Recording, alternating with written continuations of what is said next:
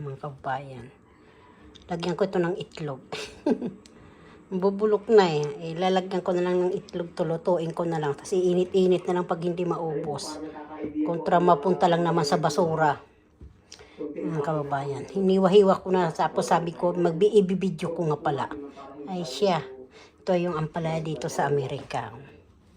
Mapait din po ito mga kababayan. Kayo po, ano bang ulam yun? Dito yan binabalot na ganyan. Ay pag nag-isang linggo, lumalambot, nangingitim na siya. Higit na isang linggo, kaya binubuksan ko na siya. Gugulayin ko na siya, lagyan ng kamatis. Igigisa ko muna siya mga kababayan. Paano po lalagyan? Alisan ko muna ng buto. Ito, may kutsara na ako. Alisan ko siya ng buto. Ano pa siya, sariwa pa. Ay yung buto, yan oh. Hindi pa hinog. Yan, ampalaya sa Amerika. Yan. Sarap din ito lagyan ng giniling. Kaso itlog na lang sa kakamatis, sa sibuyas. Sige po, badlatan ko. Awanan ko muna siya hiwa-hiwain. Yung mukha ko. Charot, ang kababayan. Maglagay muna tayo ng mantika. Mantika. Mantika lang. Pwede na po yan. Pwede maliit lang naman. Lagyan muna natin ng mantika mga kababayan, no? Ito na naman ang aking paborito.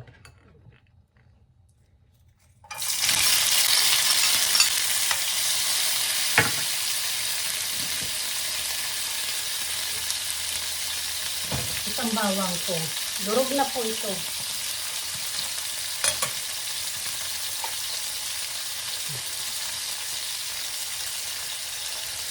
Marami, mas masarap.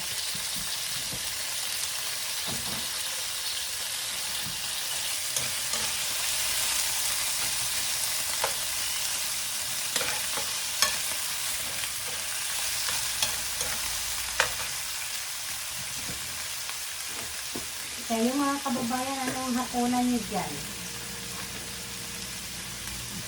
Okay, kamatis. Lagyan natin ng butter. Depende lang sa inyo yan kung gusto nyo. Hindi, kung wala kayo, mantika.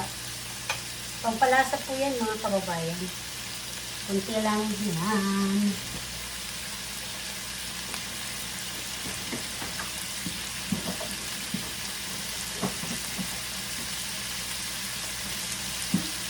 Tatlong itlog. Babatuin ko muna siya. Lagay ko muna siya dyan.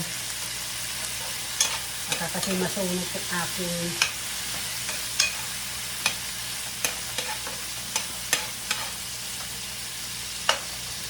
mga kababayan, kung depende sa inyo, ako nasanay na ako dito sa pasensya na kayo. Makapal to yung kutsara na ito. Makapal. Gusto ko kasi siya yung talaga nararamdaman ko, parang nahawakan ko. Nakashirt ako kahit malamig mga kababayan. Oh. Kahit malamig, shirt lang ako. Kasi maliligo din ako pag natapos magluto. Kasi pag nakaupo na akong nangangamoy yung gano'n ang damit ko.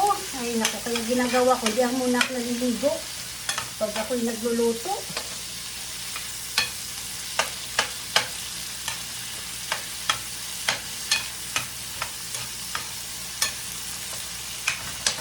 Durog-durog lang muna natin yung mga kababayan.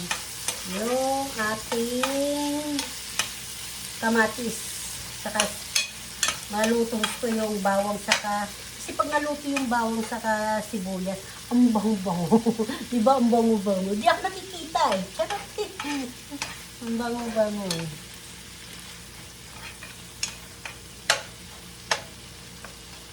Ganito ako nagluluto mga kabayan.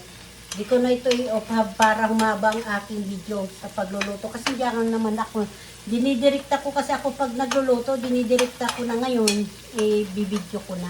Kasi baka sabihin, paano ba pagluto si Simple? Paano ba magluto ni Vilma? Ganito po, yan. Pag ang palaya, pag gulay, depende po sa inyo yun kung naglalagay kayo ng kamatis. Kasi ako, pag ang palaya, talaga naglalagay ako ng kamatis sa sibuyas, bawang. Mantika. Hugas na po ito mga kababayan. So mga kababayan, halo ko na yung aking ampalaya ha.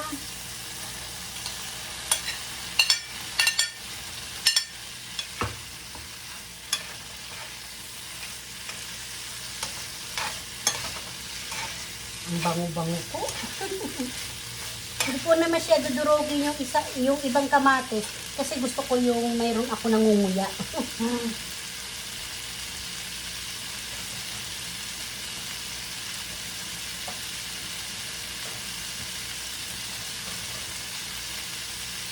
So ang kababayan, Knorr cubes po nilalagay natin ha. So kalahati lang to. So yung kalahati ko yan, linagay ko sa aking, ewan ko kung napanoodin nyo yung sardinas. Na sardinas na mayroon talbos ng kamote. Na-upload ko na po yun mga kababayan. Yung sardinas. Na may kamote.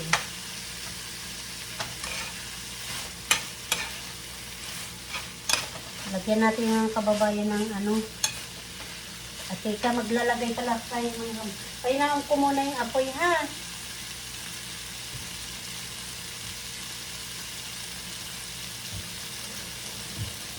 Dito ko na siya duduruan din sa may tasa. Akap.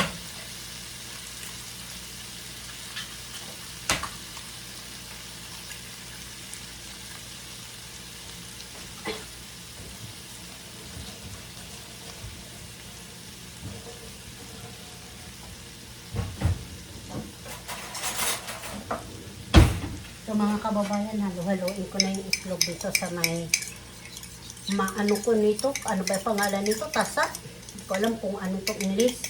Mag. Wala.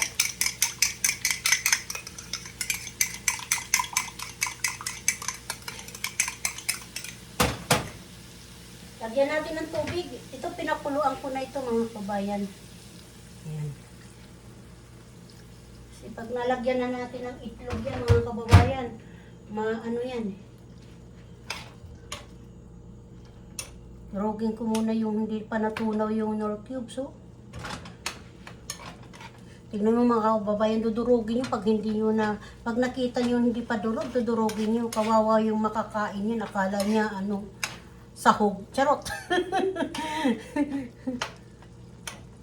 Pag naglalagay kayo ng Knorr cubes.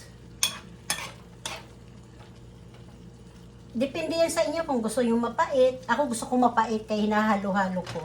Kasi pag hinalo-halo niya mga kababayan, yan. Kasi mag-aano yan ng pait. Ay, siya. Ay, naku. Patis po ilalagay ko mga kababayan ha.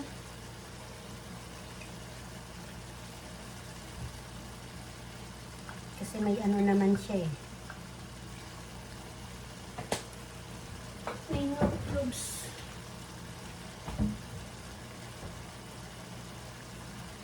Bitsin. Paminta. Dami-damihin lang natin paminta kasi mas masarap maraming paminta. Konting salt. Haluin.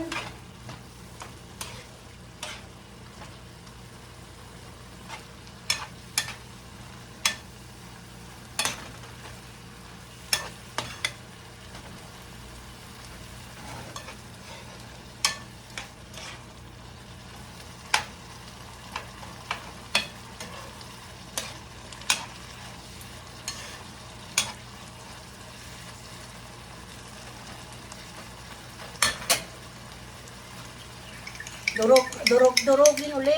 Kakalug-kalugin uli yung itlog.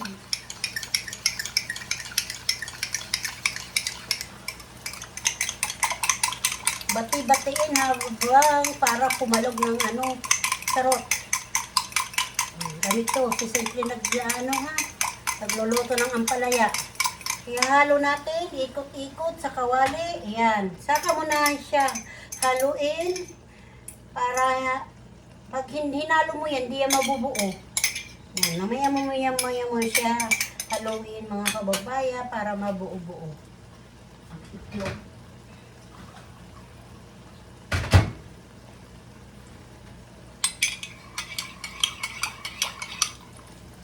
Lagyan ulit ng tubig, sayang kasi yung natirang itlog. Ayan na. Ayan na mga kababayan, pwede mo na siya haluin. Ayan. Kasi dumidikit na sa yung kawali.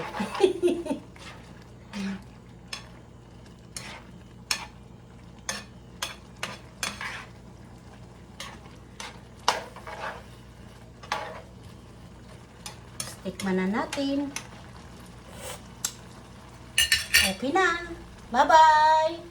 Kakain na lang ulit tayo mga kababayan. Ito ang luto ni Simply Cooking Ampalaya na may itlog, na may kamatis, may sibuyas, may bawang. Ay siya. Yummy, yummy na po. May ulit, papakita ko itong mga kababayan pag kumain na ako, ha?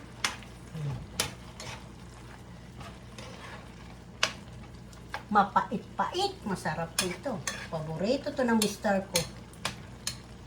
Paborito din ng inyong lingkod na si Simpleng Buhay USA. Sige po mga kababayan, para umaano yung liig ko. Ang sakit oh. Sasayaw-sayawin natin mga kababayan para lalo masarap yung yung masarap yung cooking natin. Sige, hanggang may bubuking tayo para pagpawisan.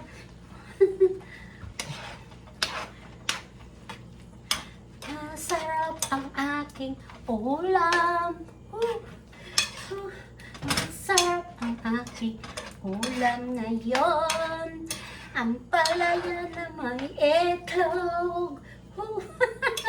O, kaya nyo ba? Sumasayaw-sayaw habang nagluluto? Ako lang yun, charot. Cha cha cha, cha cha cha.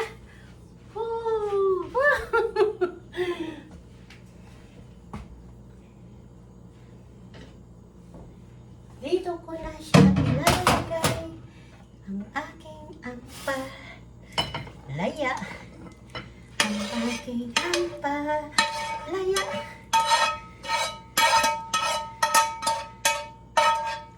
Diba? Ang aking ampalaya, masarap to. Tapos, may kanin ka na mais. Ang kanin ko ngayon mga kababayan ay brown rice. Tapos, ampalaya. Diba? Masarap ang pagkain ni Ate B dito sa Amerika. Paano po ito? Okay na po ito.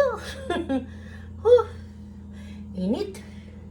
Sa mga kababayan, magpiprito pala ako ng aking uulamin ng anak ko. Kasi dito na kumakain tanghalian. Pag galing sa trabaho, umuwi siya dito. Ang lasa. Kababayan, ito po ginagamit kong harina. Ha? Para makita nyo kung ang ginagawa ko ito. Yan, ganyan. Ganyan lang mga kababayan yan.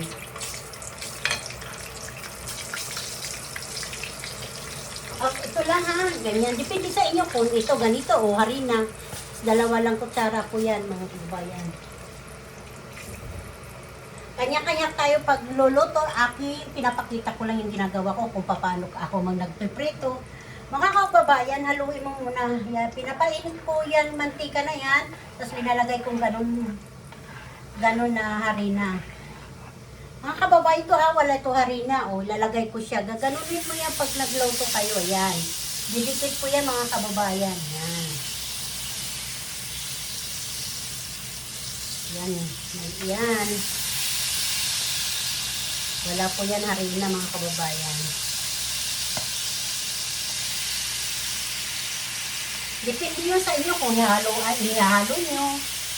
Starte na lang natin.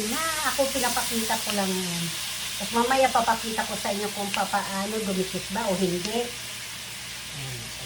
Ayan. Di ba? Simple lang. Hindi ka tinalsikan ng mantika.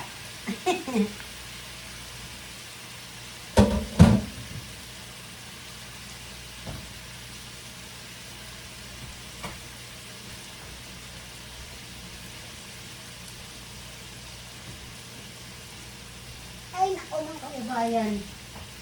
Hirap ang nanay. Nahirap ang nanay at lola.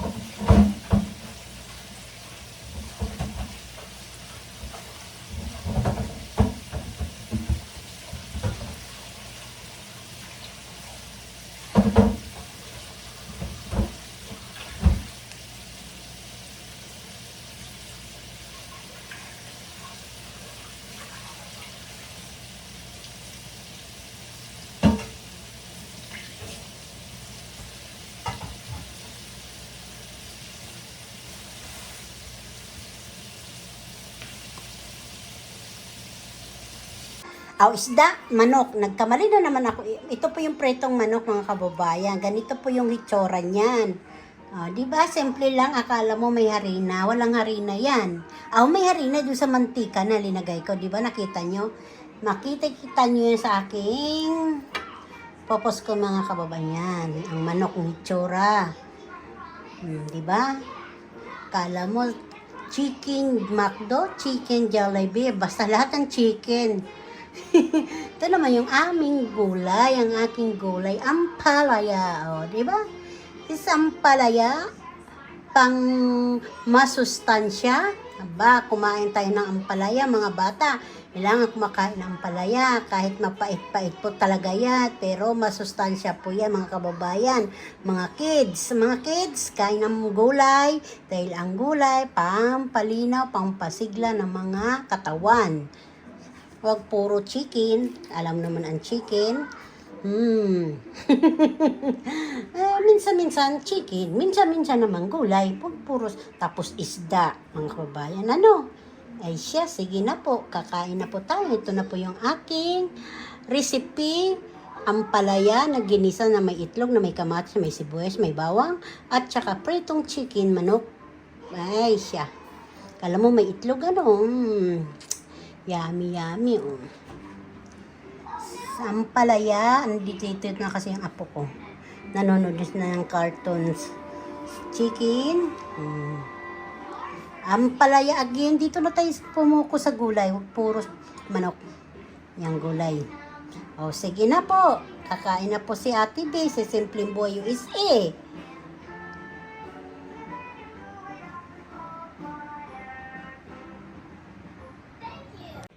Bayan, almusal namin dito ngayon, linggo. Ito chicken, prinito ko sa itlog lang yan, mga kababayan. Inuna ko muna yung harina doon sa mantika, sinabay ko harina sa mantika. Ayan na, katapos, linagay ko na yung yung manok. Tapos pinakahuli ko na yung itlog ha. Kakalog-kalugin mo, tapos ibubuhos mo, ikot-ikot, tapos, ayan na, magaganyan na po yung tsura yung manok. Imbento. Ayun, maganda naman ang resulta, mga kababayan. Ayan, kaya lagay mo lang para hindi magkabobo yung ating itlog. Isang piraso lang, mga kababayan, ha. Alam mo, kakalugin mo muna sa tasa o sa mangkok. Tapos, ganyan ito na tsura. Ayan na. Diba? Tapos ito naman, daing na salay, ay yung malalaking isda, dinaing ko siya tapos sinangag. Bakit ganyan ang kulay? Dahil yung dyan, star margarine. Kaya ganito kulay yellow. Kain tayo, mga kababayan. Tapos ayan, in-order ng mister ko, baka daw yan. Ito yung ketchup po yan. Tapos yung natira niya, kanina, umalis na po siya eh. Ayan. Ko alam kung masarap daw yan, para daw yan meatloaf. Sige, almusal lang naman yan, mga kababayan. Paano? Kain tayo. ito yung akin. Ito naman yung kape ko habang ako'y nagluluto, nagkakape ako. Ito naman yung aking tinapay. Okay, mga kasimple, kain na tayo. Nakaready na yung sausawan. Ayan. Yung bakit may ganyan yung kanin yan, bawang po yan, durog, tsaka sili. Sasawsaw dyan, sinawsaw yan ng mister ko dyan. Tapos yung itlog. Paano po mga kababayan? So, ito nakapag ko nito, in order ng mister ko kanina. Isa kinain niya, 4 yan eh. Kala ko kanina yung cake. Ay nako, pala ito yung parang giniling na baka, tas ketchup pala yan. Tatakpan ko lang muna mga kababayan kasi wala pa man yung kakain. Paano po mga kababayan? Sige na po.